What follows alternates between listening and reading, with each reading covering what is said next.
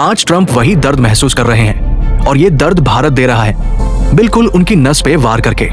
सवाल ये नहीं है कि कौन सही है और कौन गलत, सवाल ये है कि कौन ज्यादा चालाक है, और भारत ने ये चालाकी अभी साबित कर दी है। 3 दिन का अल्टीमेटम।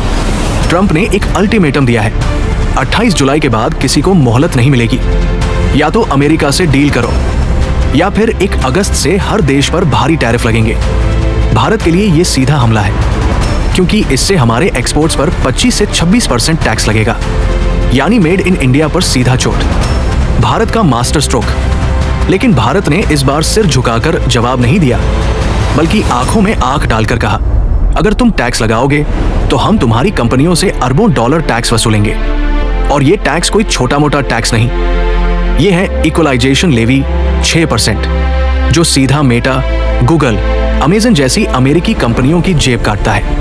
अमेरिका की डिजिटल इकोनॉमी सिर्फ भारत पर निर्भर नहीं है, वो भारत की जरूरतमंद है। चीन ने इन्हें पहले ही बाहर कर रखा है। Facebook block, Google block, Amazon बाहर। अब सिर्फ भारत ही है जहां ये कंपनियां खुलकर सांस ले सकती हैं। और अगर भारत ने इन्हें कसना शुरू कर दिया तो अमेरिका की कमर टूट जाएगी। ट्रंप को क्यों लगेगा बड़ा झटका?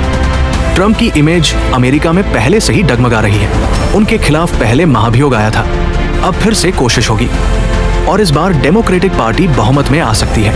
ऐसे में ट्रंप को सबसे ज्यादा जरूरत है उन्हीं डिजिटल कंपनियों की, जिन पर भारत ने शिकंजा कस दिया है। अगर भारत ने ये दबाव बरकरार रखा तो ना सिर्फ टैरिफ हटेगा, बल्कि अमेरिका को भारत से एक फेयर डील करनी ही पड़ेगी। सोचो, समझो और शेयर करो। ये सिर्फ एक ट्रेड वॉर नहीं है, ये भारत की रणनीतिक बुद्धिमत्ता का उदाहरण है।